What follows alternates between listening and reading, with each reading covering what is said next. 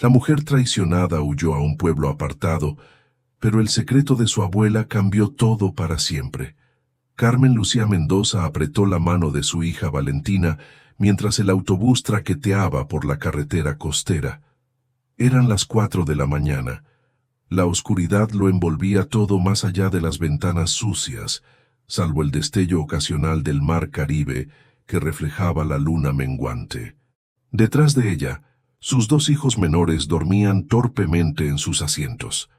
Mateo, de 6 años, con la mejilla pegada al cristal empañado, y la pequeña Lucía, de solo 3 años, acurrucada en el regazo de Valentina como un gatito asustado. Carmen no había dormido en 36 horas. Le ardían los ojos, pero cada vez que parpadeaba, veía el rostro de su hermano Rodrigo. Esa sonrisa cínica cuando los abogados leyeron el testamento falsificado. La firma falsificada de su madre, tan perfecta que incluso Carmen dudó de sí misma por un terrible instante. Le habían robado todo: la casa donde creció, sus ahorros, incluso las joyas que su madre les había prometido a sus nietas. «Mamá», susurró Valentina, cuyos 11 años parecían mucho mayores en la tenue luz del autobús.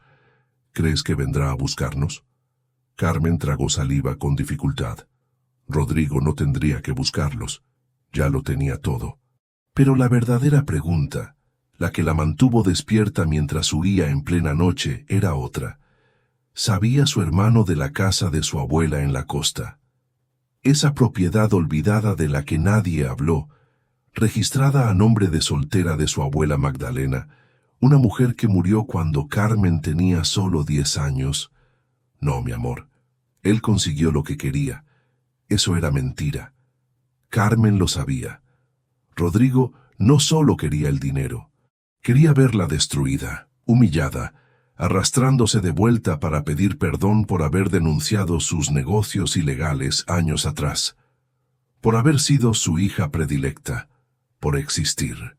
El autobús tomó una curva cerrada y Carmen vio el primer cartel: Bahía Escondida, 15 kilómetros.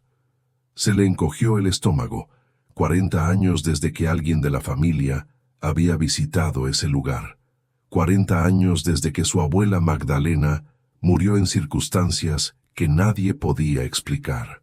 Su propia madre evitaba hablar del tema, cambiando de tema cada vez que Carmen preguntaba por la casa en la costa. Pero ahora, con solo 800,000 pesos en el bolsillo, 3 niños hambrientos y sin ningún lugar a donde ir, esa casa era su única esperanza. Antes de continuar, suscríbete al canal y dale a me gusta, porque lo que Carmen encontrará en esa casa abandonada no es lo que esperaba. Y dime en los comentarios, ¿te atreverías a quedarte en una casa donde tu propia familia tenía miedo de entrar? ¿Donde los secretos estaban enterrados junto con los muertos? Amanecía cuando finalmente descendieron a la plaza principal de Bahía Escondida. No era exactamente una plaza, sino más bien una plaza de tierra rodeada de casas descascaradas de color pastel, una pequeña iglesia con un campanario agrietado y 3 ancianos sentados en bancos de madera, observando cada movimiento con la intensidad de quien no tiene nada mejor que hacer que vigilar. «¿Ya está, mami?», preguntó Mateo frotándose los ojos. El niño miró a su alrededor con recelo, como si percibiera que este lugar era diferente. Y lo era. El aire olía a sal y pescado. El viento traía un olor a manglares y a algo más antiguo, como a madera podrida y secretos guardados. Carmen sacó del bolsillo el papel arrugado donde había anotado la dirección. No era exactamente una dirección, sino más bien una descripción. Casa amarilla al final de la calle Shell, frente al acantilado. Su madre solo la había mencionado una vez, años atrás, durante una fiebre alta que la dejó delirando. Carmen la había anotado sin saber que algún día necesitaría desesperadamente esa información. «Disculpen», dijo a los ancianos sentados en el banco. ¿Conocen la casa de la familia Mendoza? Al final de la calle Conchas. Los tres hombres intercambiaron miradas. Uno de ellos, de bigote espeso y piel bronceada, escupió al suelo antes de responder. ¿La casa del árbol Esmeralda? Carmen parpadeó. ¿Árbol Esmeralda? Doña Magdalena, dijo otro anciano más delgado con un ojo nublado por las cataratas. Hace 40 años que nadie entra ahí, desde que ocurrió. ¿Qué pasó?, preguntó Carmen, sintiendo un escalofrío recorrerle la espalda a pesar del calor creciente de la mañana. Los ancianos volvieron a mirarse. El del bigote se levantó lentamente, apoyándose en un bastón torcido. Sigue la calle, gira a la izquierda después de la casa azul. Sigue hasta el final de la calle. Verás la casa. Pero escucha, señorita, vaciló. Si vas a dormir ahí, no toques las paredes. Y cuando oigas pasos por la noche, finge que duermes. Valentina apretó con más fuerza la mano de su madre. ¿Qué pasos, señor? Pero el anciano ya se alejaba y los otros dos lo seguían en silencio, como si hubieran hablado demasiado, o como si no quisieran estar presentes cuando Carmen lo descubriera por sí misma.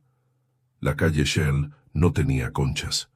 Había acumulado basura, perros flacuchos durmiendo en la sombra y casas que parecían estar desapareciendo poco a poco. Cuanto más caminaban, más vacías se volvían las calles. Las tres últimas casas estaban completamente abandonadas. Ventanas rotas, puertas arrancadas, y la vegetación invadía las habitaciones. Y entonces vieron. Al final de la calle, justo donde terminaba la tierra y comenzaba el acantilado sobre el mar, se alzaba la casa, amarilla. O lo había sido alguna vez. Ahora era más bien un fantasma amarillo, manchas de moho verde trepando por las paredes, como dedos intentando alcanzar el tejado de tejas rojas, del cual faltaba la mitad. Era más grande de lo que Carmen esperaba. 2 pisos, un amplio porche delantero con columnas de madera podrida, ventanas altas con contraventanas colgadas en ángulos imposibles. La puerta principal estaba cerrada con cadenas y un candado oxidado. «Mamá, ¿eres tú?». La voz de Mateo era pequeña y asustada. Carmen tragó saliva con fuerza. Ella también tenía miedo. ¿Pero miedo de qué exactamente? ¿De una casa vieja? ¿De historias de ancianos supersticiosos? ¿O de admitir que lo había apostado todo, absolutamente todo, a este lugar en ruinas? Sí, mi amor, este es nuestro nuevo hogar. Lucía rompió a llorar suavemente. Valentina se quedó mirando la casa con esa expresión que Carmen conocía también. La expresión de una niña que crece demasiado rápido, que aprende que el mundo es cruel e injusto, que pierde su infancia poco a poco. Carmen rodeó la casa buscando otra entrada. La parte trasera daba directamente al acantilado. Desde allí podía ver el mar extendiéndose infinitamente, con un azul turquesa brillando bajo el sol matutino. Era hermoso, pero a la vez violento. Las olas rompían contra las rocas con furia constante. Caer desde allí significaría una muerte segura. Había una puerta trasera más pequeña, sin candado. Carmen la empujó. La madera cedió con un largo crujido, revelando una cocina envuelta en penumbra y polvo.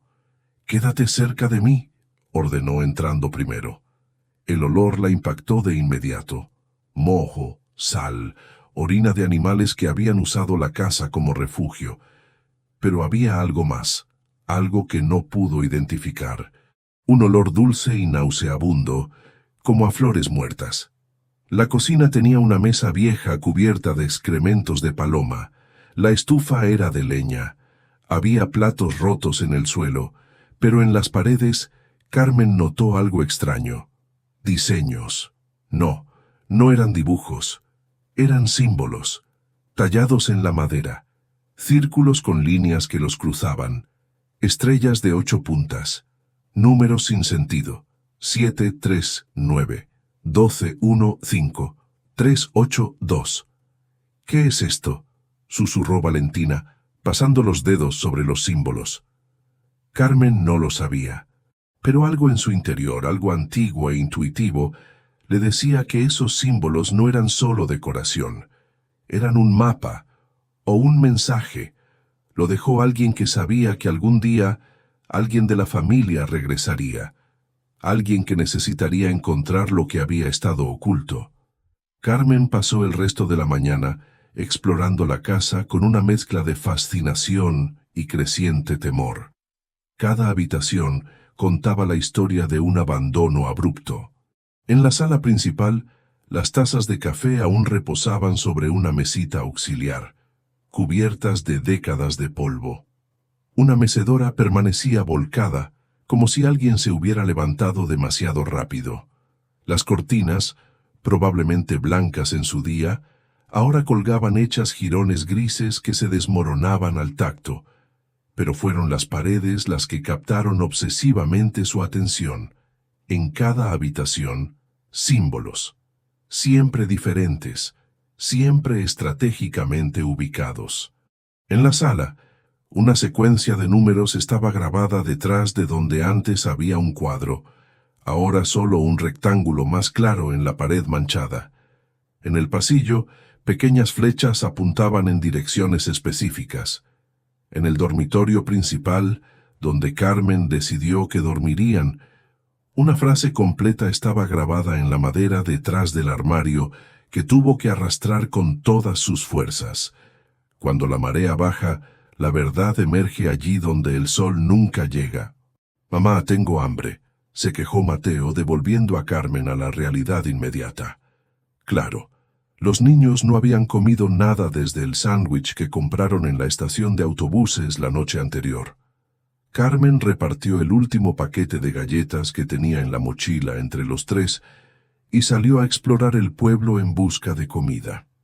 El supermercado era poco más que un espacio estrecho con estantes medio vacíos. La mujer detrás del mostrador, robusta y de mediana edad, dejó de contar monedas cuando Carmen entró. «¿Eres tú quien llegó esta mañana?», dijo. No era una pregunta. «Soy Carmen.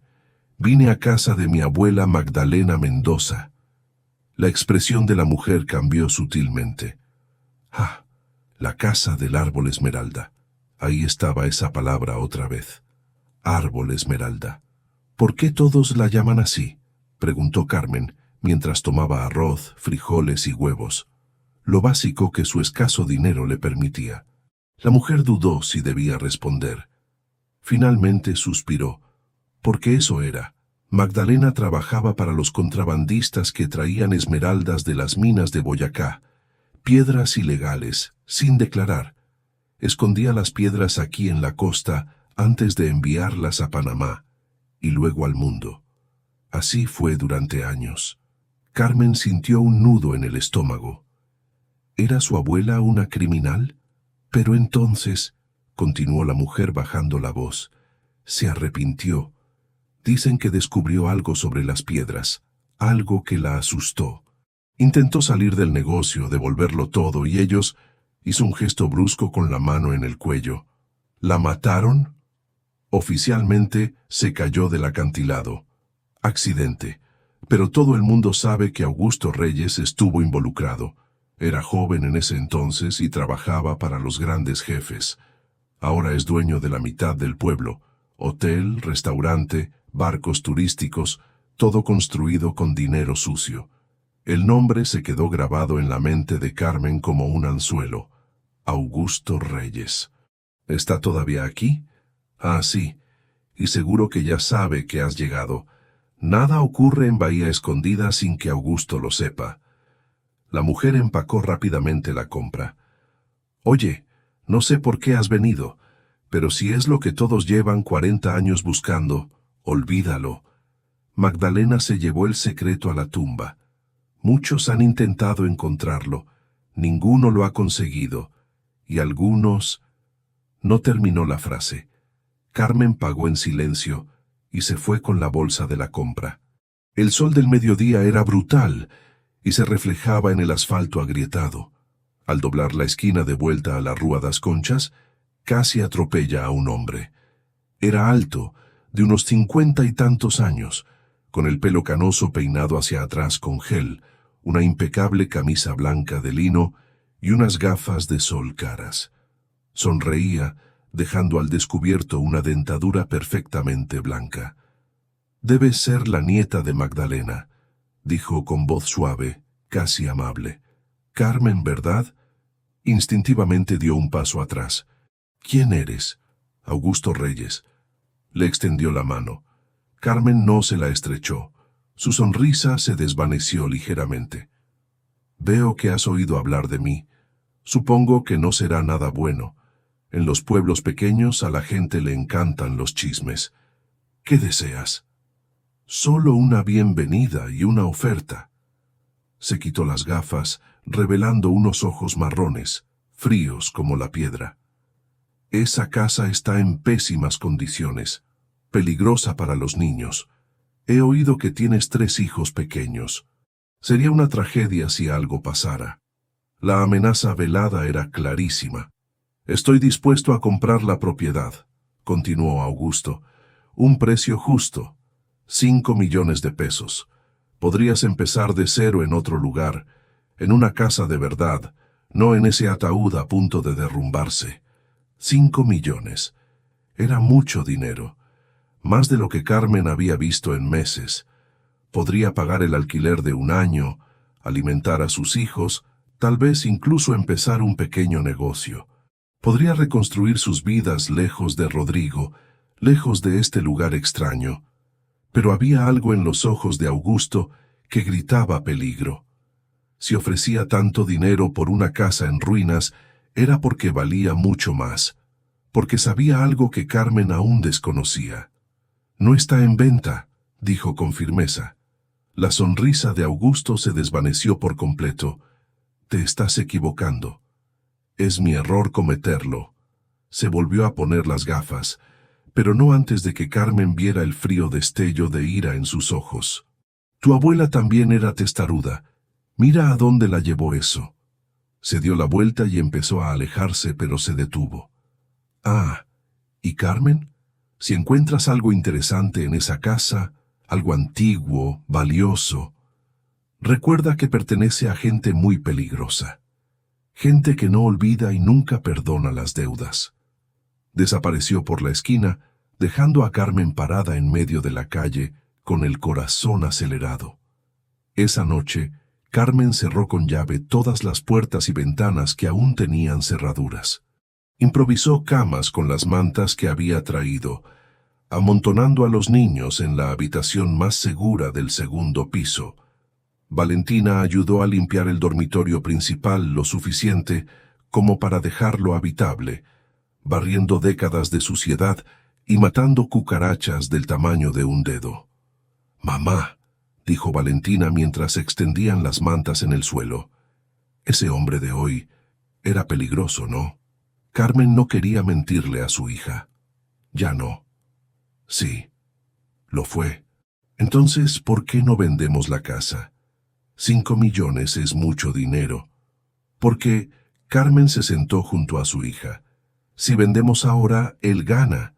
Y la gente como él siempre gana porque la gente como nosotros siempre tiene demasiado miedo de luchar». Tocó la cara de Valentina. «Pero estoy cansada de tener miedo. Cansada de que los hombres me digan qué hacer. Tu tío Rodrigo me robó. Este Augusto quiere intimidarme. Y no lo permitiré. Esta vez no». Valentina asintió lentamente, asimilando la idea. Entonces, sorprendentemente sonrió. «Entonces, averiguamos qué escondió la abuela». Carmen le devolvió la sonrisa. «Sí, vamos». Después de que los niños se durmieran exhaustos tras el largo y extraño día, Carmen bajó con una linterna. La casa adquirió un aire diferente por la noche. Los sonidos se amplificaban, el crujido de la madera vieja, el viento silbando entre las grietas, el rugido lejano del mar al estrellarse contra las rocas. Y luego escuchó pasos. Lento, deliberado, viene desde arriba. Carmen se quedó paralizada. Los niños dormían, los acababa de ver. ¿Y quién? Los pasos continuaron. 1, 2, 3. Se detuvieron justo encima de su cabeza. «Haz como que duermes», había dicho el anciano. «Cuando oigas pasos por la noche, haz como que duermes». Pero Carmen no podía moverse, no podía respirar. Se quedó allí de pie en la oscuridad de la habitación, escuchando los pasos invisibles que bajaban lentamente por el pasillo superior, deteniéndose en la puerta de la habitación donde dormían sus hijos, y luego, tras una eternidad de terror, alejándose. Silencio. Carmen subió corriendo las escaleras, abrió la puerta del dormitorio. Los 3 niños dormían profundamente. Tranquilos. No había nadie allí. Pero en la pared, la misma pared donde se habían grabado los símbolos, había aparecido algo nuevo. O quizás siempre había estado ahí y Carmen no se había dado cuenta. Una flecha apuntando hacia abajo, al sótano. Carmen no sabía que había un sótano. A la mañana siguiente, agotada pero decidida, Carmen buscó la entrada. Tardó 2 horas en encontrarla. Una trampilla bajo la alfombra podrida de la despensa, tan sucia que parecía parte del suelo. Necesitó todas sus fuerzas para abrirla. Una escalera de madera descendía a la oscuridad absoluta. El olor que subía era a tierra húmeda, sal, y ese dulzor empalagoso que Carmen había percibido el primer día. «Valentina», llamó. La chica apareció en la puerta. «Voy abajo. Si no vuelvo en media hora, coge a tus hermanos y corre a la plaza. Busca ayuda». «Mamá, no. Media hora, Valentina. Lo prometo». La niña asintió con lágrimas en los ojos. Carmen bajó las escaleras. La escalera tenía 12 escalones. Los contó uno por uno, con la linterna temblándole en la mano. El sótano era pequeño, con paredes de piedra húmedas y un techo bajo. Había cajas podridas en un rincón, botellas de vidrio rotas y herramientas oxidadas. Y en la pared del fondo, cubierta por una lona gruesa que se desmoronaba al tacto, había una puerta de metal. No estaba cerrado. Carmen tiró. La puerta se abrió de golpe con un crujido, revelando no otra habitación, sino un túnel.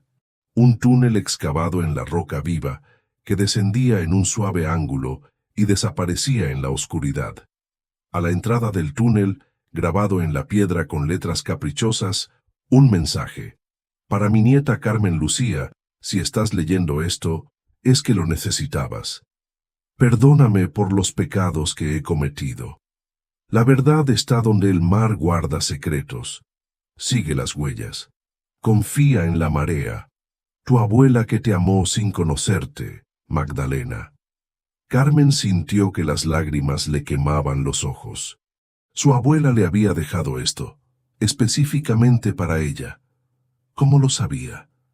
¿Cómo podía saber que 40 años después su nieta llegaría aquí desesperada, huyendo, necesitando salvación?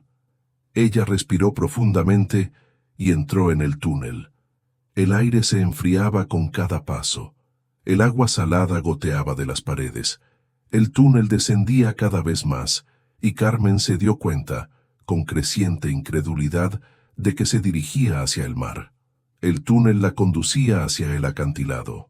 Tras unos 50 metros, el túnel se abría a una cámara natural. El techo era alto, con estalactitas colgando como dientes, y allí, en el centro de la cámara, había una mesa de piedra. Sobre la mesa, protegida por un cristal grueso y agrietado, pero todavía intacto, había una caja de madera. Y dentro de la caja, incluso a través del cristal polvoriento, Carmen podía ver el imposible brillo verde de cientos de esmeraldas. Pero eso no fue lo que hizo que su corazón se detuviera. Era el esqueleto sentado junto a la mesa, todavía vestido con los restos de un vestido floral, con una mano huesuda extendida hacia la caja, como si la protegiera hasta su último segundo de vida. Su abuela Magdalena no se había caído del acantilado. Ella había venido aquí y nunca se había ido otra vez. Carmen permaneció inmóvil un buen rato. Se quedó allí parada, con la linterna iluminando el esqueleto de lo que había sido su abuela. Una mujer a la que apenas conocía. Una mujer que todos decían que había muerto en un accidente, pero que claramente había decidido bajar allí, sentarse junto a su tesoro robado y esperar. ¿Esperando qué? ¿La muerte? ¿El perdón? ¿A alguien que nunca llegó? Carmen se acercó lentamente, con el respeto instintivo que se tiene por los muertos. Su vestido floral, aunque descolorido y hecho jirones, aún lucía un estampado de rosas rojas. En el dedo huesudo de su mano izquierda, un sencillo anillo de bodas de oro. Alrededor de su cuello, un collar con un crucifijo de plata ennegrecida. Junto al esqueleto, apoyado contra la húmeda pared de la cueva, había un cuaderno. Carmen lo recogió con manos temblorosas. Las páginas estaban mohosas, la tinta manchada por todas partes, pero aún legibles. Abrió la primera página. La letra era firme y decidida. 15 de marzo de 1984. Si alguien encuentra esto, que sepa que vine aquí por voluntad propia. No me asesinaron, aunque muchos lo piensen. Vine porque es el único lugar donde no pueden alcanzarme.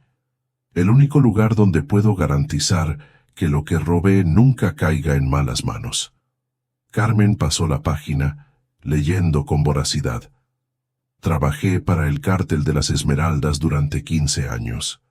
15 años escondiendo piedras, falsificando documentos, mintiendo a las autoridades. Me decía a mí mismo que solo sobrevivía, alimentando a mi hija Rosa, dándole una vida mejor. Pero la verdad es que me gustaba el dinero, me gustaba el poder, me gustaba ser importante. Hasta que conoció a María Santos. María tenía 16 años, trabajaba en las minas de Muso, sacando piedras de los túneles durante 12 horas al día. Cuando la conocí se estaba muriendo. Sufría de silicosis. Tenía los pulmones destrozados por el polvo de la mina. Le tomé la mano cuando murió y me dijo, «Estas piedras verdes están malditas, están hechas de la sangre de gente como yo». Fue entonces cuando me di cuenta. Cada esmeralda que escondí, cada gema que ayudé a contrabandear, había costado vidas.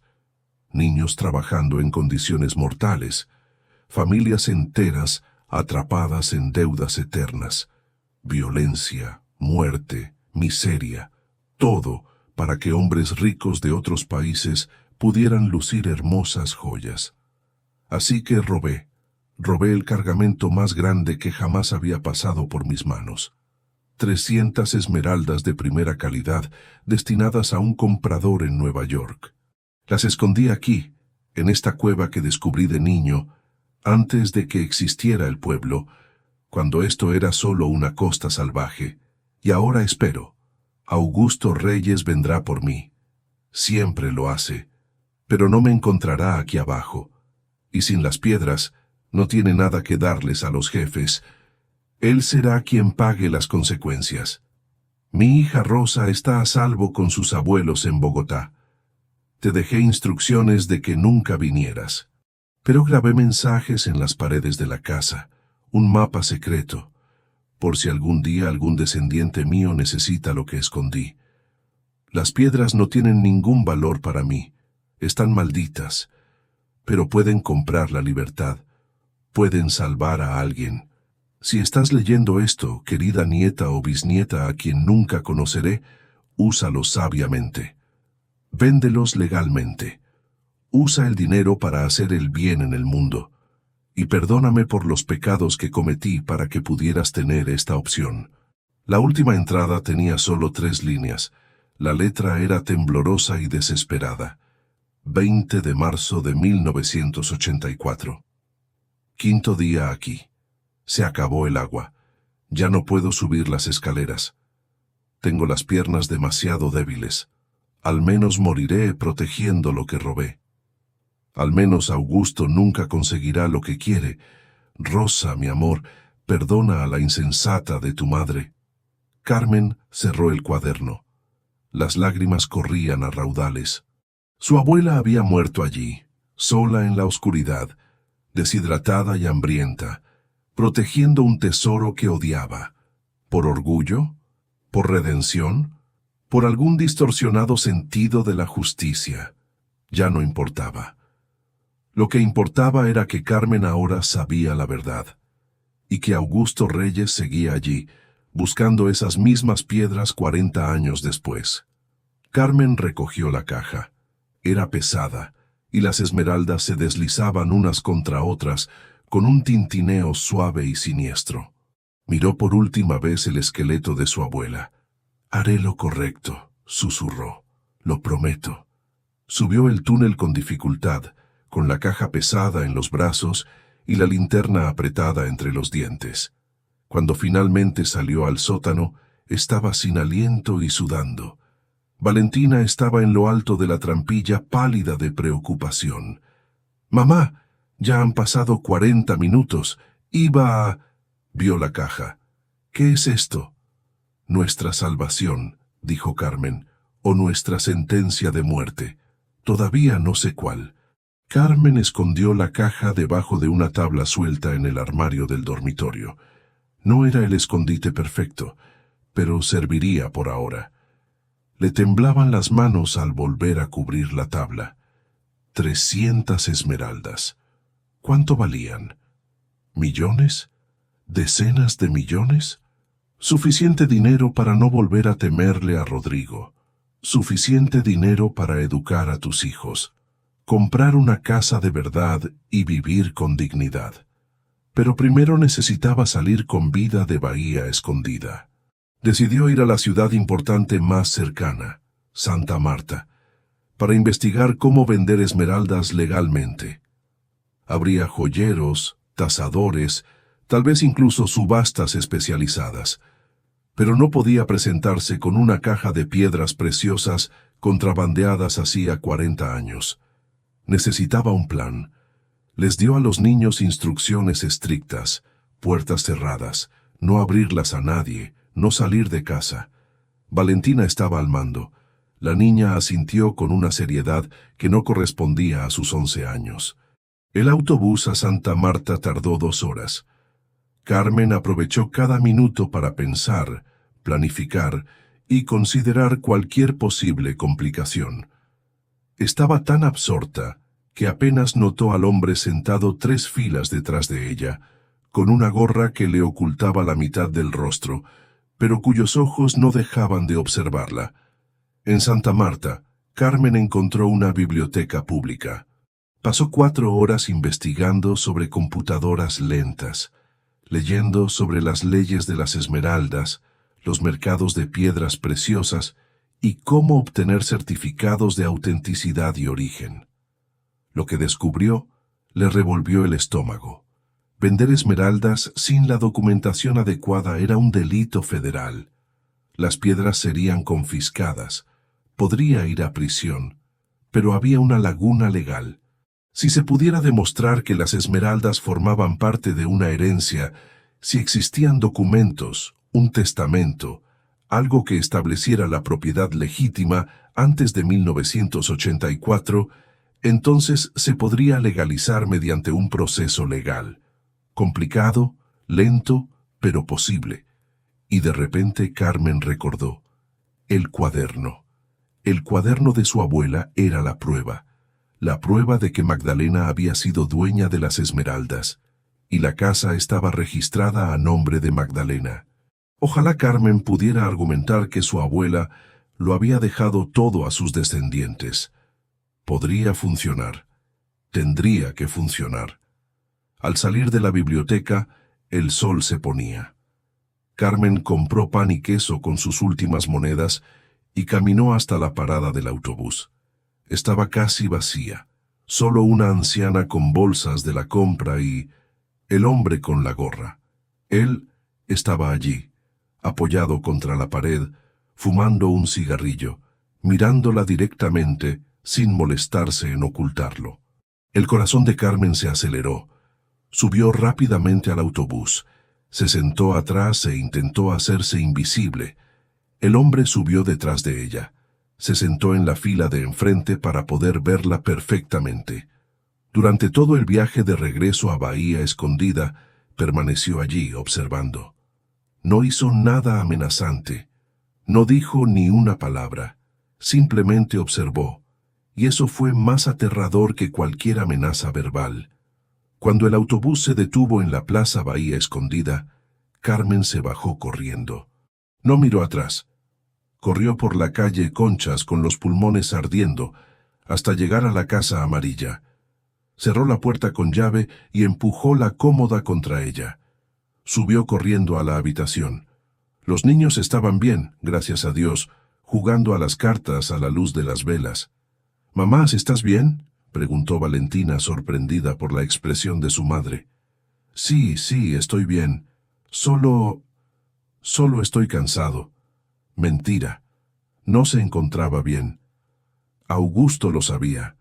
De alguna manera, sabía que Carmen había encontrado algo, y ahora enviaba a sus hombres a seguirla. Esa noche, Carmen no durmió. Se sentó junto a la ventana de su habitación, observando la oscura calle. Alrededor de las 2 de la mañana, vio una figura al otro lado de la calle, de pie mirando la casa. El hombre con la gorra. Se quedó allí una hora. Luego, lentamente, se alejó y desapareció en la oscuridad. Pero el mensaje fue claro.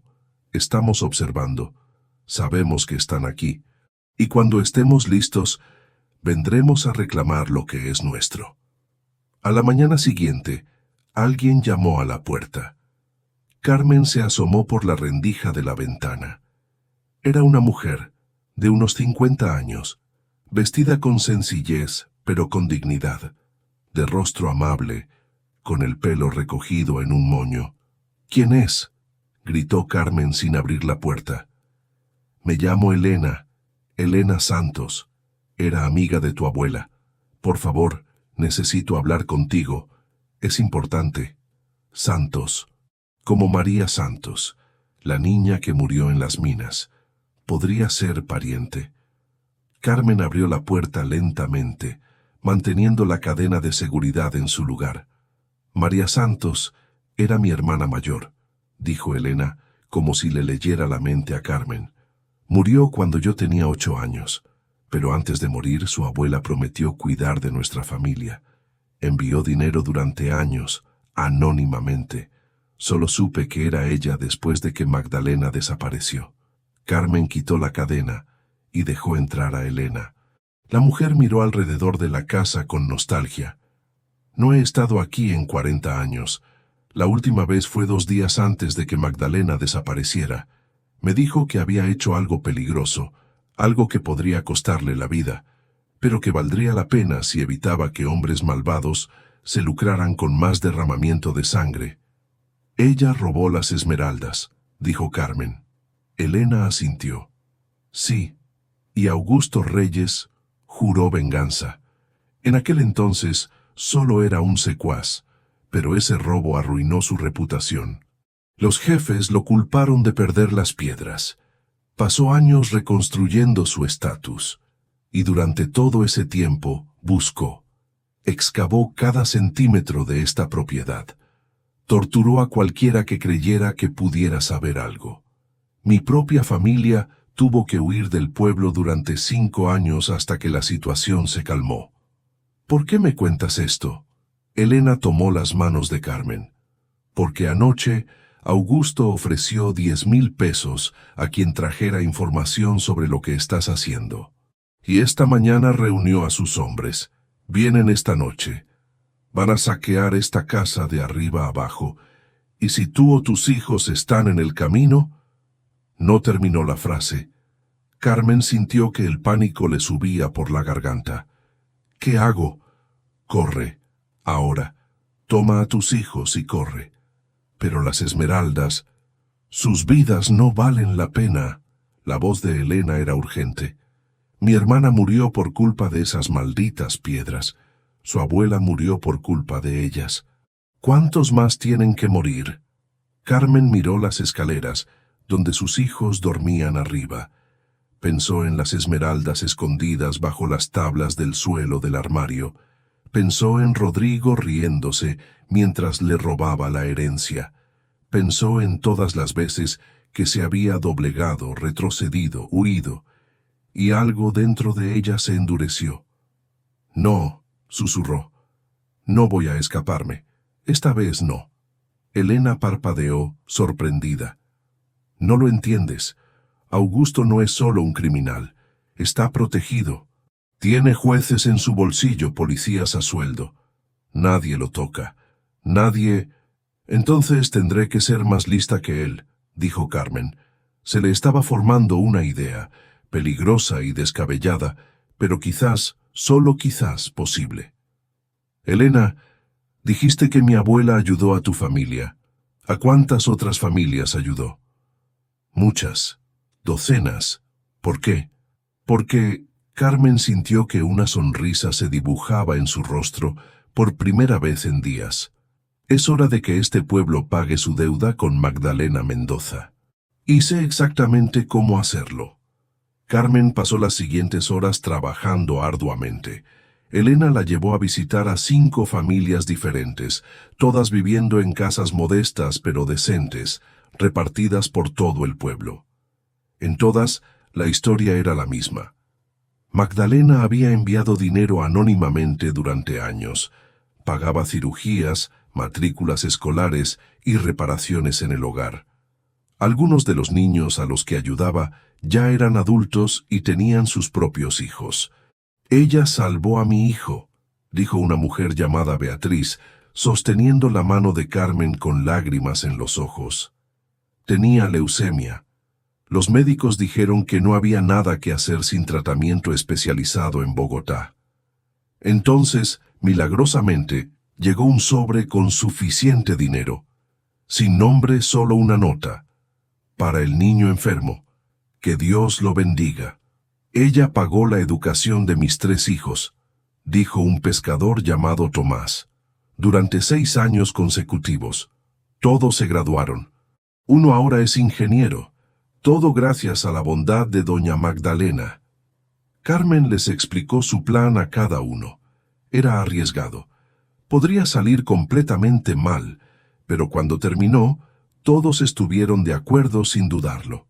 Magdalena se sacrificó por nosotros, dijo Elena. Es hora de que le devolvamos el favor. A las 7 de la tarde, Carmen alimentó a sus hijos y los vistió con sus mejores ropas. Vamos a hacer algo importante esta noche, explicó agachándose a la altura de los ojos de Mateo y Lucía. Tienen que ser muy valientes y muy silenciosos. ¿Pueden hacer eso por mí? Ambos asintieron con los ojos muy abiertos. Valentina ya conocía el plan. Su papel sería crucial. A las 8 de la mañana, cuando la oscuridad había envuelto por completo el pueblo y solo las tenues luces de las pocas farolas iluminaban la Rúa das Conchas, Carmen oyó el sonido de camionetas que se acercaban. Había 3 vehículos. Augusto Reyes se bajó del primero con vaqueros y camisa oscura, sin su habitual elegancia. Estaba allí para hacer el trabajo sucio. De los otros vehículos se bajaron 6 hombres, todos jóvenes, todos musculosos, todos con la porte de quienes están acostumbrados a intimidar. Carmen abrió la puerta antes de que pudieran llamar. «Buenas noches, Augusto», dijo con calma. «Te estaba esperando». Pareció sorprendido por un momento, y luego sonrió con frialdad. «Inteligente. Ahorra tiempo. ¿Dónde están?» «¿Las esmeraldas?» Carmen ladeó la cabeza. «¿Por qué crees que las encontré?» «Porque ayer bajaste a esa cueva.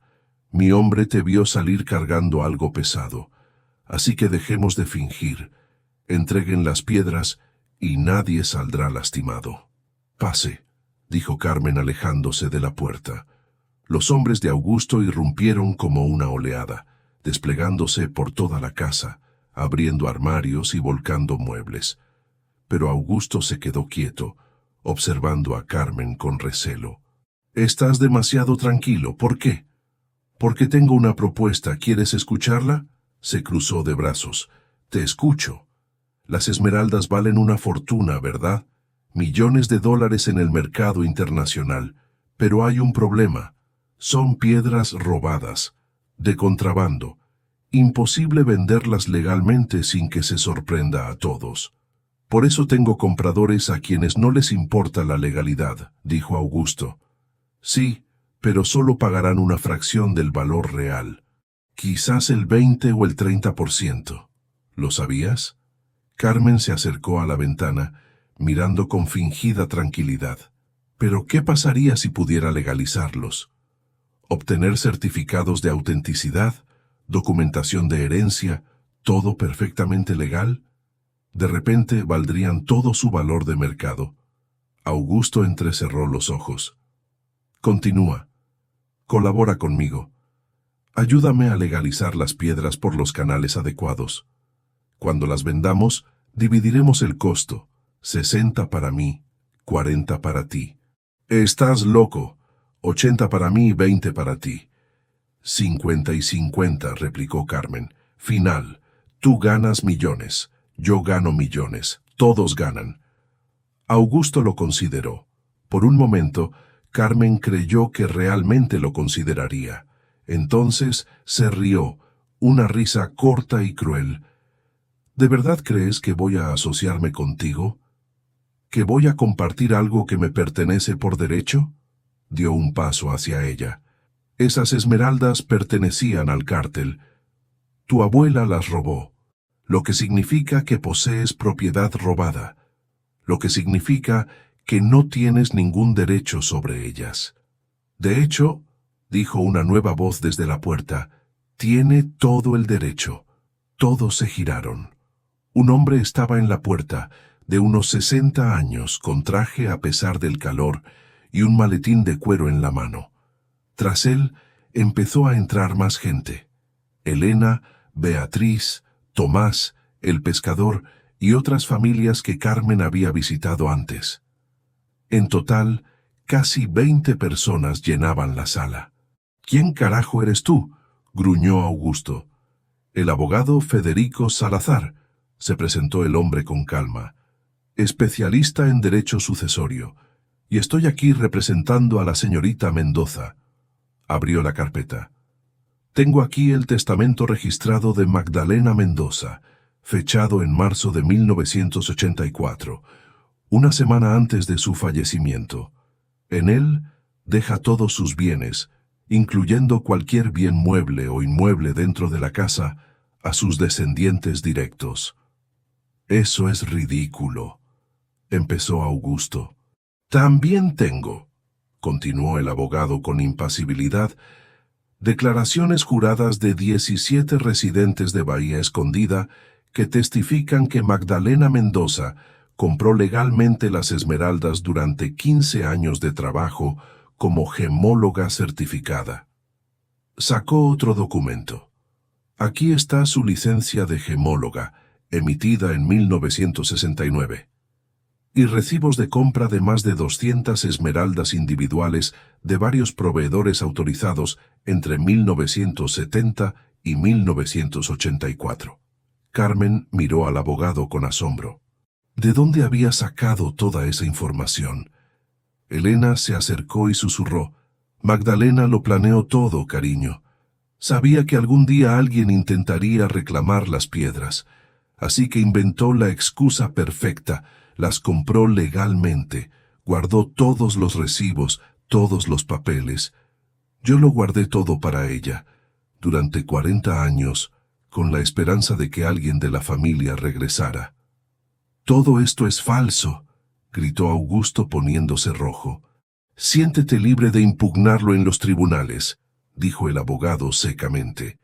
«Pero debo advertirte, los trámites sucesorios pueden tardar años, y mientras tanto, las esmeraldas permanecerán bajo custodia judicial. No las tendrás, no las tendrá ella, no las tendrá nadie». Augusto miró a su alrededor.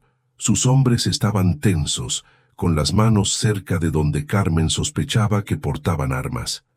Las familias del pueblo también estaban tensas, pero firmes, formando un muro entre Augusto y Carmen.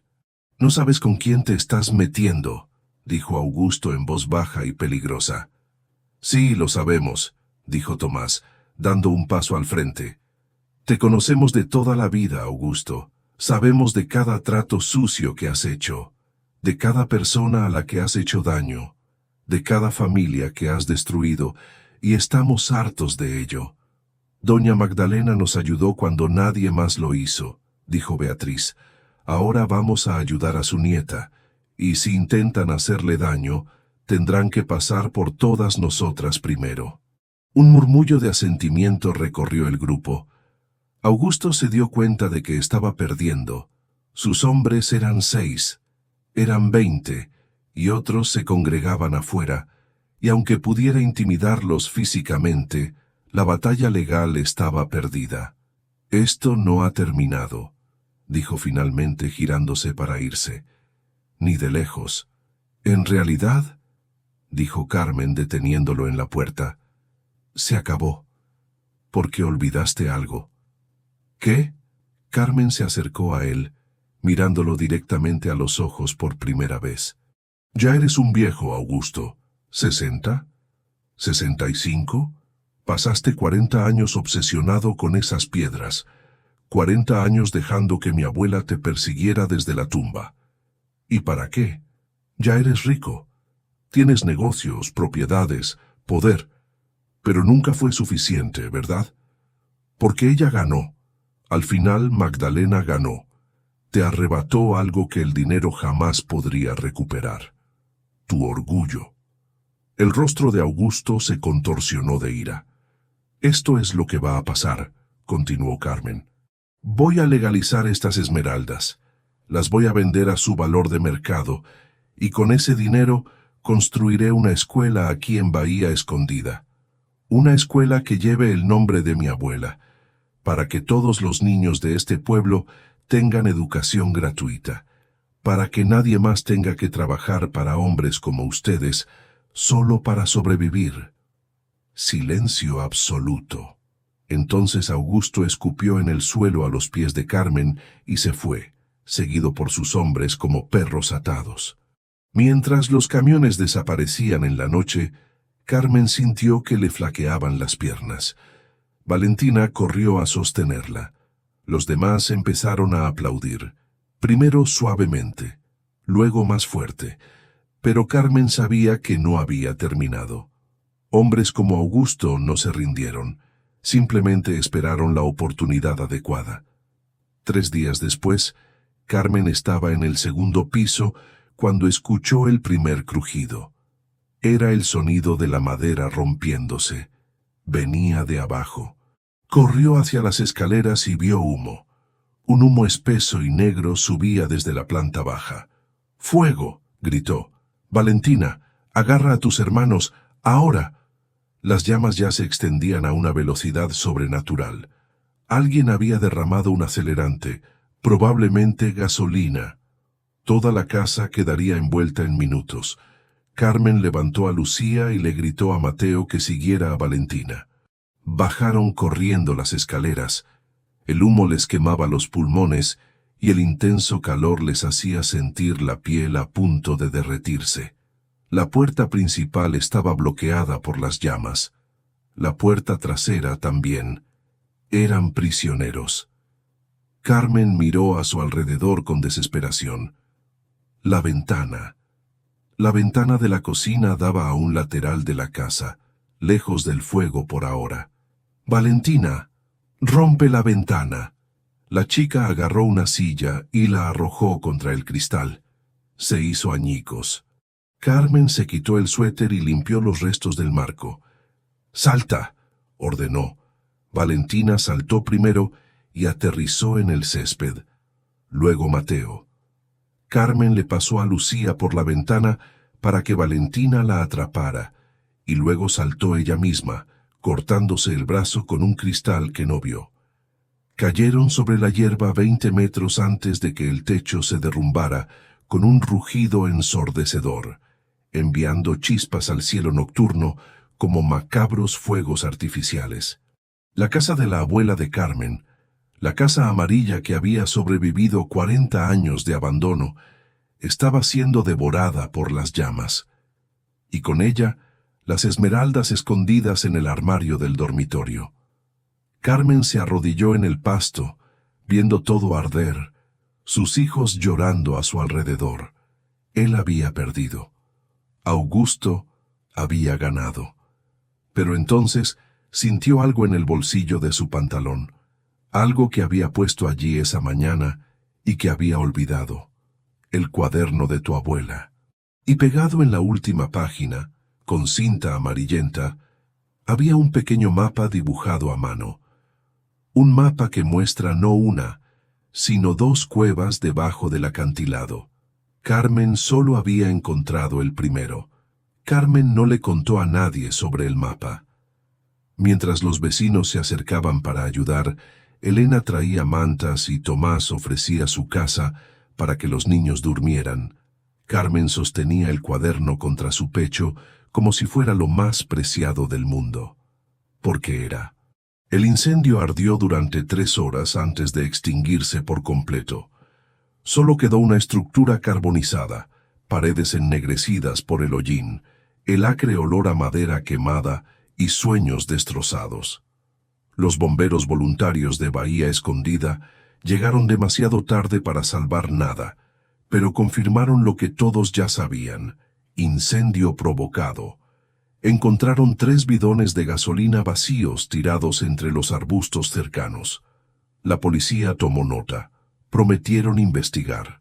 Pero cuando Carmen mencionó a Augusto Reyes, el policía mayor, un hombre corpulento con bigote canoso, negó lentamente con la cabeza. Señorita, entiendo su frustración, pero acusar al señor Reyes sin pruebas es peligroso. Es un hombre respetado en la comunidad, con amplios recursos legales. A menos que tenga testigos o pruebas concretas. Claro que no. Los hombres de Augusto habían sido cautelosos, y el mensaje era claro. Las esmeraldas ardían. La amenaza había terminado. Carmen debía llevarse a sus hijos e irse. Pero Carmen miró las ruinas humeantes y pensó en la segunda cueva. Si su abuela había escondido documentos falsos y algunas esmeraldas en la primera cueva como cebo, ¿qué podría haber en la segunda? Esa noche, después de que los niños finalmente se durmieron en la casa de Tomás, exhaustos por el trauma y el shock, Carmen estudió el mapa a la tenue luz de una lámpara. El dibujo era sencillo, pero detallado. La primera cueva estaba marcada con una X roja. La segunda, con un círculo azul, más abajo en la costa, era accesible solo durante la marea baja a través de un estrecho sendero en las rocas.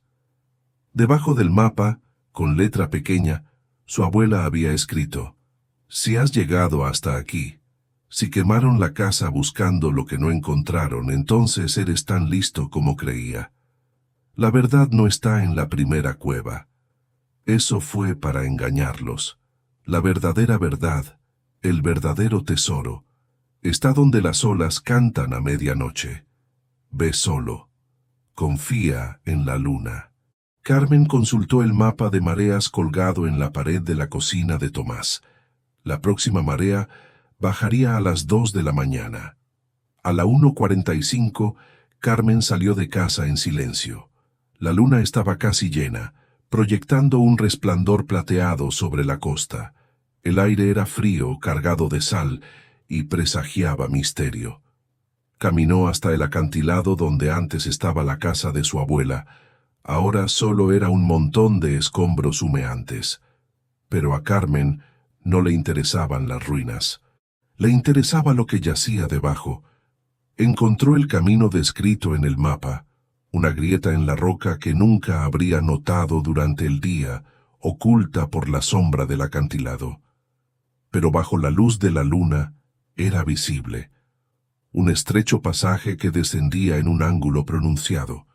Carmen encendió su linterna y comenzó a descender. Las piedras estaban resbaladizas, cubiertas de algas y musgo. Resbaló 2 veces, raspándose las manos, pero continuó. El sonido de las olas se hacía más fuerte con cada paso, resonando en las paredes de piedra como un coro fantasmal. Tras unos 50 metros de peligroso descenso, el sendero se abrió a una pequeña playa, no más grande que una habitación pequeña, completamente rodeada de paredes verticales de roca. La marea estaba baja, dejando al descubierto la arena húmeda y oscura, y allí, al pie de la pared rocosa, una abertura, la entrada a la segunda cueva. Carmen entró. Esta cueva era diferente a la primera, más pequeña, más seca, claramente artificial en parte. Alguien había ensanchado una fisura natural, tallado las paredes, creado un espacio deliberado. En el centro había una mesa de piedra, y sobre ella, perfectamente conservado dentro de una vitrina sellada, había un libro de contabilidad. Un viejo libro de contabilidad, con tapa de cuero. Carmen abrió la caja con manos temblorosas. El cristal salió con facilidad, como si hubiera sido diseñado para abrirse. Tomó el libro y lo abrió. Página tras página de registros meticulosos. Nombres, fechas, cantidades. Carmen leyó con creciente incredulidad. Estos no eran registros de contrabando de esmeraldas. Estos eran registros de soborno. Jueces, policías, políticos, empresarios, todos con cifras específicas pagadas durante 15 años. ¿Y los pagadores? El cártel de las esmeraldas. Los mismos hombres para los que trabajaba Magdalena. Su abuela no solo había sido contrabandista, había sido la contable del cártel, la persona que llevaba los registros de cada pago ilegal, cada transacción sucia, cada persona en nómina. Y ella había guardado una copia de todo. En la última página, una nota escrita a mano por Magdalena. Este libro es mi seguro de vida. Mientras exista, no podrán matarme. Si me matan, el libro irá a las autoridades federales. Ellos lo saben. Yo lo sé. Es el equilibrio perfecto entre el terror mutuo. Pero si estás leyendo esto, significa que he fracasado. Significa que estoy muerto y que asumieron que el libro murió conmigo. Úsalo con sabiduría. Úsalo para destruir a hombres que no pueden ser destruidos por medios convencionales. Úsalo para la justicia. Carmen hojeó las páginas buscando un nombre específico, y allí estaba, Augusto Reyes. Páginas enteras dedicadas a él, pagos que había recibido, personas a las que había sobornado, delitos que había cometido bajo las órdenes del cártel. Todo documentado con la precisión de un contador profesional. Esto no era solo una evidencia, era una bomba nuclear. Pero había más en la cueva. En el fondo, envuelta en una lona impermeable, había una caja de metal. Carmen la abrió. Esmeraldas, cientos de ellas, pero también otras cosas. Documentos originales de las minas que muestran condiciones de trabajo esclavas, fotografías de niños trabajando en los túneles, informes médicos de mineros fallecidos por silicosis, cartas de familias pidiendo ayuda, prueba de todo, de cada crimen, de cada muerte, de cada injusticia cometida en nombre de las hermosas piedras verdes. Magdalena no había robado las esmeraldas para enriquecerse.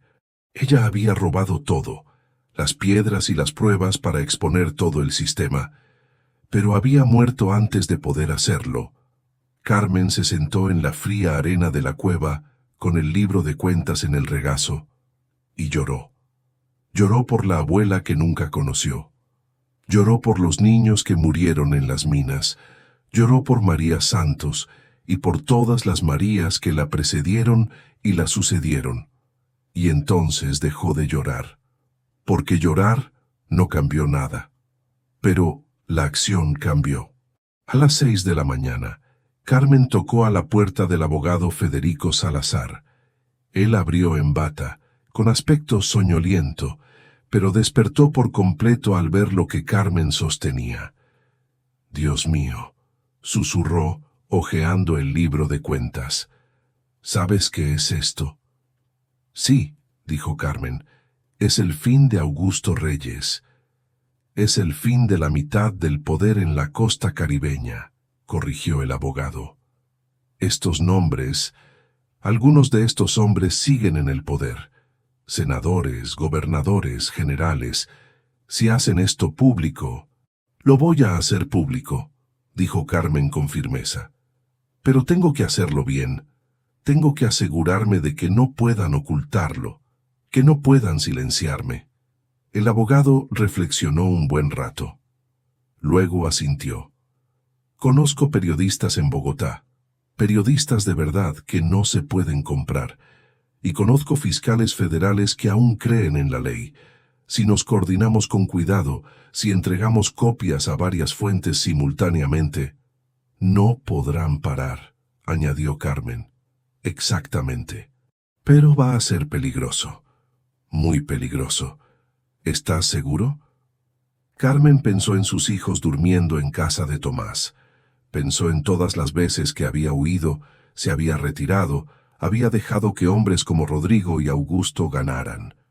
«Estoy seguro». Tardó 2 días en organizarlo todo. El abogado hizo copias del libro de contabilidad. Carmen escaneó cada página y las subió a varios servicios de almacenamiento en la nube. Envió copias a 3 periódicos nacionales, 2 canales de televisión y la Fiscalía General de la Nación en Bogotá. En la mañana del tercer día, cuando empezaron a surgir las primeras noticias, Carmen estaba sentada en la pequeña playa cerca de la segunda cueva, mirando el amanecer. Su teléfono, un celular barato que Elena había tomado prestado, empezó a sonar sin parar. Periodistas querían entrevistas, autoridades querían declaraciones, y una llamada que ella no esperaba. Rodrigo. Carmen dudó y luego aceptó. «¿Estás loca?», dijo su hermano con una voz histérica. «Te has ganado el enemigo de las personas más poderosas del país. Te van a matar a tus hijos».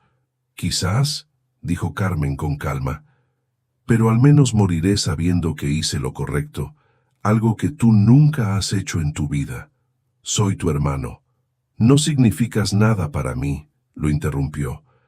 «Me robaste mi herencia. Me dejaste sin nada. Pero ¿sabes qué, Rodrigo? Me hiciste un favor. Porque si no me hubieras robado, nunca habría venido a Bahía Escondida. Nunca habría encontrado lo que dejó mi abuela.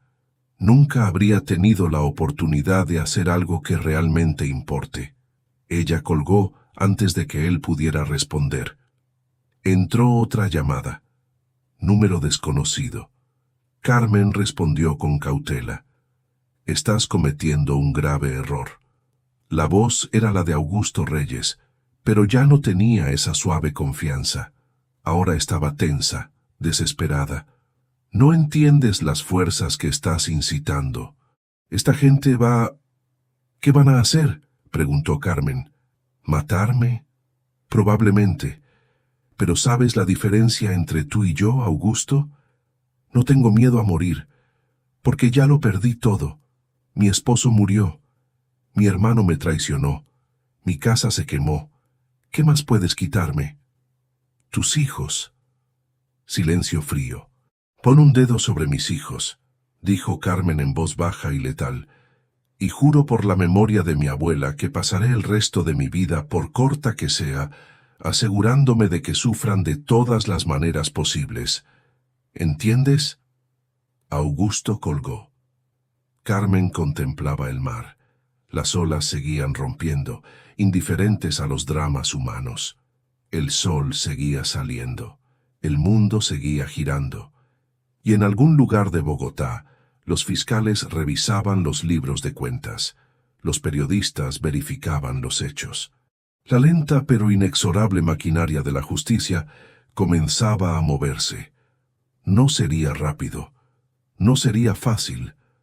Hombres poderosos lucharían, usando todos los recursos a su disposición. Pero Magdalena había documentado todo tan meticulosamente que sería imposible negarlo. La verdad finalmente estaba emergiendo. Una semana después, Augusto Reyes fue arrestado. Se le acusaba de 17 delitos diferentes, entre ellos cohecho, extorsión y participación en una organización criminal. Cuando la Policía Federal llegó a su mansión, intentó huir pero fue capturado en el aeropuerto. Carmen vio la detención por televisión en el bar de Tomás, rodeada por medio pueblo. Cuando mostraron a Augusto siendo introducido en el coche patrulla, esposado, con el rostro desencajado por la ira y el miedo, la multitud estalló en aplausos. Elena abrazó a Carmen con lágrimas en los ojos. Magdalena estaría muy orgullosa. Carmen no estaba tan segura. Su abuela había muerto sola en una cueva, protegiendo secretos que la mataron. ¿Había orgullo en eso? ¿O solo tristeza? Pero entonces pensó en María Santos, la joven de 16 años que murió en las minas. Pensó en todas las demás Marías. Y pensó que quizás, solo quizás, algunas muertes tenían un significado. Algunas muertes plantaron semillas que eventualmente florecieron. 6 meses después, Carmen se encontraba frente a un nuevo edificio. Las paredes estaban pintadas de un amarillo vibrante, exactamente el mismo tono que tenía originalmente la casa de su abuela.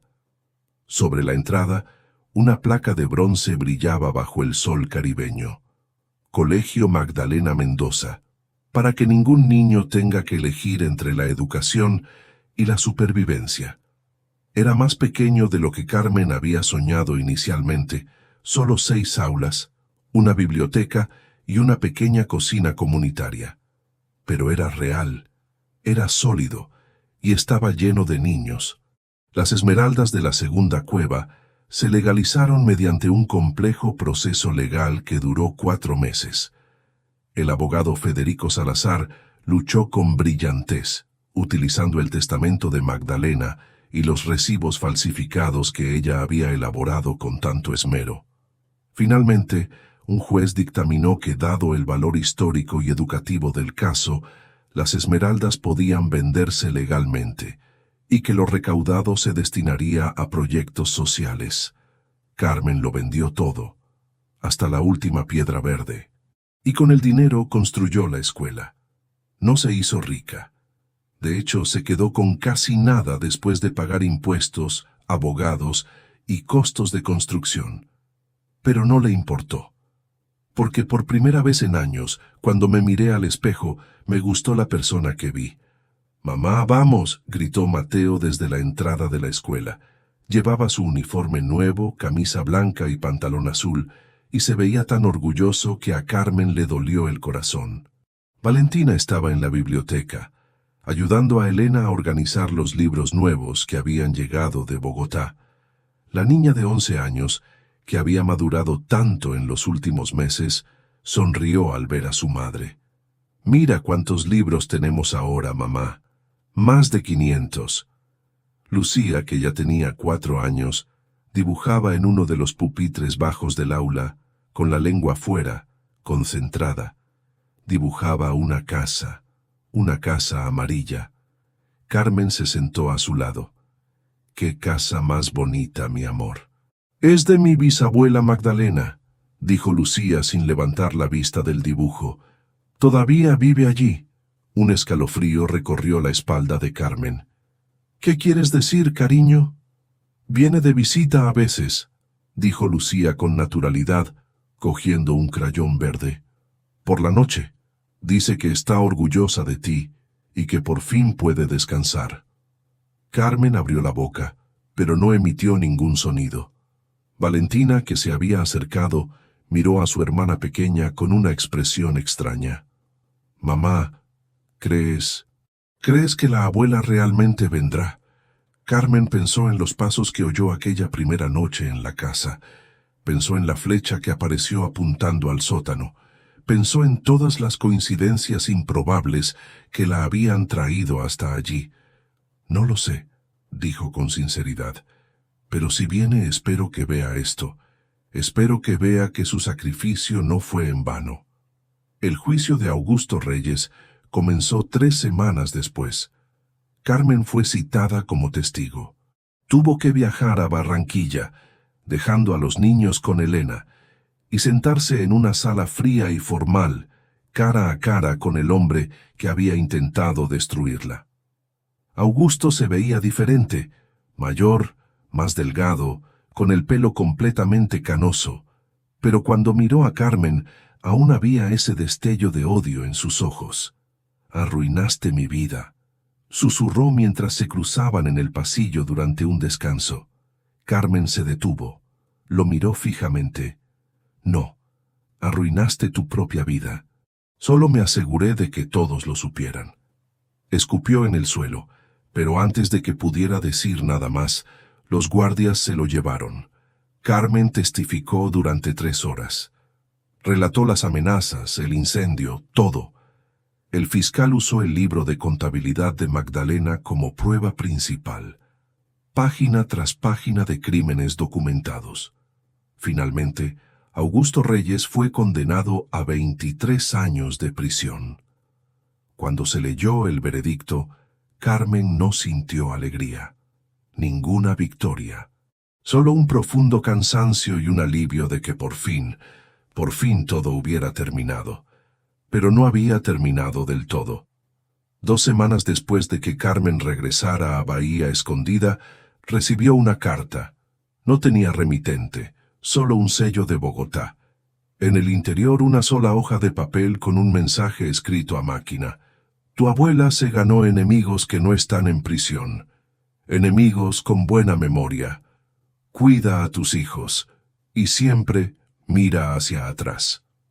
Carmen arrugó el papel con el corazón acelerado. Luego lo quemó en la estufa de la pequeña casa que ahora alquilaba, a 2 cuadras de la escuela. Elena, que estaba preparando café, se dio cuenta. «¿Algún problema grave?» «Siempre hay más problemas», dijo Carmen. «Pero estoy cansada de tener miedo». «El miedo es bueno», dijo Elena con sabiduría. «El miedo te mantiene vivo, pero no dejes que te paralice». Carmen asintió. La amenaza era real. Probablemente siempre lo sería. Los hombres poderosos no olvidan, no perdonan. Pero Carmen había aprendido algo en esos meses, que la valentía no es la ausencia de miedo. Es hacer lo correcto a pesar del miedo. Un año después de la llegada de Carmen a Bahía Escondida, la escuela Magdalena Mendoza contaba con 120 alumnos. Niños de toda la región acudían a estudiar allí, algunos caminando 1 hora o más cada día. Carmen no era directora, no tenía las credenciales para eso, pero sí era administradora, gestionando las donaciones que llegaban constantemente de todo el país. La historia de Magdalena Mendoza, la contrabandista que se redimió, había cautivado la imaginación nacional. Valentina, que ya tenía 12 años, era la mejor de su clase. Planeaba estudiar Derecho, como había dicho. «Voy a ser fiscal», declaró un día, «para procesar a gente como el tío Rodrigo y Augusto Reyes». Mateo descubrió su pasión por la biología marina. Pasaba horas en la playa, recolectando conchas, estudiando cangrejos y soñando con algún día investigar los arrecifes de coral. Y Lucía seguía viendo cosas que otros no veían. Hablaba con su bisabuela, que quizá estuviera allí, o quizás solo fuera su imaginación. Carmen no estaba segura, y decidió que no necesitaba estarlo. Un sábado por la tarde, Carmen caminó hasta el acantilado donde una vez estuvo la Casa Amarilla. Las ruinas habían sido despejadas hacía meses, pero aún podía ver el contorno de donde estuvieron los cimientos. Se sentó en el borde, con las piernas colgando sobre el precipicio, observando las olas estrellarse contra las rocas de abajo. «Gracias, abuela», dijo en voz alta, por todo, por el dinero, por los exámenes, por la valentía, pero sobre todo por recordarme que una persona puede cambiar, que los errores del pasado no definen quiénes somos para siempre. El viento soplaba desde el mar, trayendo consigo una espuma salada y el aroma de las algas, y por un instante, Carmen juró que sintió una mano en su hombro, un toque suave y reconfortante, pero cuando se dio la vuelta, no había nadie allí. Solo el viento, solo el mar, solo el cielo infinito. Rodrigo nunca se disculpó, nunca devolvió lo robado. Pero la revelación del libro de contabilidad de Magdalena reveló que él también estaba involucrado con el cártel, lavando dinero a través de empresas fantasma. Fue detenido 6 meses después de Augusto. Cuando Carmen se enteró, no sintió satisfacción, ni rabia. Solo una profunda tristeza por su hermano que pudo haber sido mejor, pero decidió no serlo. Lo visitó en prisión solo una vez. Estaba delgado, pálido, con la arrogancia completamente agotada. «Ganaste», dijo con amargura. «¿Estás feliz ahora?» Carmen miró al hombre que compartía su sangre, pero no su corazón. No se trataba de ganar o perder, Rodrigo. Se trataba de hacer lo correcto, algo que nunca entendiste. «Siempre fuiste la favorita», murmuró. «De mamá, de papá, incluso de la abuela, a quien nunca conociste. Siempre tú». «¿Así que fue eso?» Carmen sintió que se le llenaban los ojos de lágrimas. «Celos. ¿Destruiste a nuestra familia por celos?» Rodrigo no respondió. Se quedó mirando sus manos, perdido en su propia amargura. Carmen se levantó. «Adiós, Rodrigo. Espero que algún día encuentres la paz, pero no será conmigo». Ella se fue y nunca regresó. 5 años después, en una emotiva ceremonia, la Escuela Magdalena Mendoza recibió reconocimiento nacional como modelo de educación comunitaria.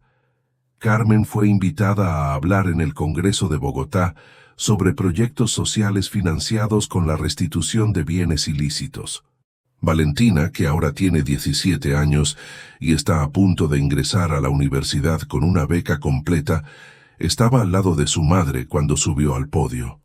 «Mi abuela cometió delitos», dijo Carmen ante la sala llena de políticos y periodistas. «No voy a idealizarlo. Trabajaba para delincuentes, ayudaba a contrabandear piedras manchadas de sangre, pero al final decidió hacer lo correcto. Decidió documentar los crímenes que presenció. Decidió proteger las pruebas que finalmente llevaron a docenas de delincuentes ante la justicia». Hizo una pausa y miró a la audiencia. «No nos definen nuestros peores momentos, nos define cómo reaccionamos ante ellos». Mi abuela respondió con valentía, y espero haber honrado su legado haciendo lo mismo. El aplauso fue ensordecedor. Tras la ceremonia, una anciana se acercó a Carmen. Debía de tener unos 80 años, encorvada por la edad, pero con la mirada aún brillante y despierta. «No me conoces», dijo la mujer, «pero yo conocía a Magdalena. Trabajamos juntas en las minas cuando éramos jóvenes. Yo tenía 17 años, ella 18. Éramos solo chicas intentando sobrevivir». Carmen tomó la frágil mano de la mujer. «¿Cómo era?» «Terca, inteligente y tan culpable». La mujer sonrió con tristeza. Cargaba con el peso del mundo sobre sus hombros. Se creía responsable de cada niño que moría, de cada familia destruida. No podía entender que solo era un engranaje de una máquina mucho más grande. Pero ella intentó detener la máquina, dijo Carmen suavemente. «Sí, aunque le costara la vida, lo intentó». La mujer le apretó la mano a Carmen. «Me alegra que alguien por fin terminara lo que ella empezó. Me alegra que fueras tú quien lo hizo». La noche antes de que Valentina se fuera a la universidad en Bogotá, Carmen llevó a todos los niños a la pequeña playa cerca de la segunda cueva. La marea estaba baja. revelando la arena plateada bajo la luna llena. «Quiero que veas un lugar», dijo Carmen. Los guió a través de la grieta en las rocas, descendiendo con cuidado hasta la playa escondida. La entrada de la cueva seguía allí, pero Carmen la había sellado con hormigón hacía meses, tras retirar toda evidencia. «Aquí es donde mi bisabuela ocultó la verdad», explicó. «Durante 40 años nadie supo de su existencia, y cuando finalmente se reveló, lo cambió todo». Mateo, que ya tenía 12 años, miró a su alrededor con asombro. «Es tan pequeño. Cuesta creer que algo tan pequeño pueda cambiar tanto». «Las cosas más poderosas suelen ser pequeñas», dijo Carmen. «Una verdad, una decisión, una persona que decide no callarse». Lucía, que ya tenía 9 años, se acercó a la pared sellada de la cueva. Puso la mano sobre la superficie de hormigón. «Ella todavía está aquí», susurró. «¿Quién, mi amor?», preguntó Carmen. «Abuela Magdalena. Dice que por fin puede irse, que ya terminaste su trabajo». Valentina miró a su hermanita con expresión de desconcierto. «Lucía, ¿de verdad la ves o es solo tu imaginación?». Lucía consideró la pregunta seriamente. «No lo sé. ¿Pero importa? Sea real o solo lo que pienso, el mensaje es el mismo. Lo hicimos bien, hicimos lo correcto». Carmen abrazó a sus 3 hijos. «Sí, lo hicimos». Se quedaron allí mucho tiempo, escuchando las olas, sintiendo el viento salado, conectados a través de generaciones por un legado de coraje y redención. 10 años después de la llegada de Carmen a Bahía Escondida, la Escuela Magdalena Mendoza contaba con 300 estudiantes y se había ampliado para incluir la preparatoria. 12 de sus graduados habían ingresado a la universidad. 23 cursaban programas técnicos. Ninguno había sido obligado a trabajar para cárteles u organizaciones criminales. Carmen, ahora de 48 años, con el pelo empezando a encanecer, seguía dirigiendo la escuela. Pero ahora también viajaba por el país, impartiendo conferencias sobre cómo las comunidades podían recuperarse de las historias de delincuencia y cómo transformar los recursos ilícitos recuperados en proyectos sociales sostenibles. Valentina se había graduado en Derecho. Trabajaba como fiscal auxiliar, tal como había prometido. Ya había llevado 2 casos de trabajo infantil y los había ganado. Mateo estaba en la universidad estudiando biología marina, investigando cómo el contrabando y el turismo ilegal afectaban los ecosistemas costeros, y Lucía, que ya tenía 14 años, había descubierto su talento para el arte. Pintaba murales por toda Bahía Escondida, transformando paredes feas en explosiones de color y vida. Uno de sus murales más famosos estaba en la pared lateral de la escuela. Una mujer alta y fuerte con un vestido floral llevaba un niño en cada brazo, mientras detrás de ella crecía un árbol gigantesco con raíces profundas y ramas que llegaban al cielo. Abajo, un cartel: Magdalena Mendoza, 1946-1984. Ella cayó para que otros pudieran volar. Un domingo por la mañana, 20 años después de que todo comenzara, Carmen se despertó temprano. Tenía 60 años. El cuerpo le dolía como nunca antes, pero su espíritu se sentía más ligero que nunca. Caminó hacia el acantilado, como hacía todas las semanas. Se sentó en el mismo sitio, con las piernas colgando sobre el precipicio. El mar estaba en calma hoy. El azul turquesa brillaba como esmeraldas líquidas. «Abuela», dijo Carmen en voz alta, «si me escuchas, quiero que sepas que la escuela ya tiene 500 alumnos. Construimos 2 ampliaciones, una en cada pueblo vecino. Más de 1000 niños han recibido educación gracias a lo que dejaste. Gracias a tu valentía». El viento soplaba suavemente. Valentina es fiscal superior ahora. Mateo ha publicado 3 artículos científicos. Lucía acaba de ganar una beca de arte. Les va bien, a todos nos va bien. Una gaviota gritó en el cielo y yo, por fin lo entiendo, no protegías esmeraldas en esa cueva, protegías la posibilidad del cambio, la prueba de que la gente puede elegir de otra manera, puede elegir mejor. Carmen sintió algo húmedo en la cara. Lágrimas, pero no lágrimas de tristeza, por gratitud.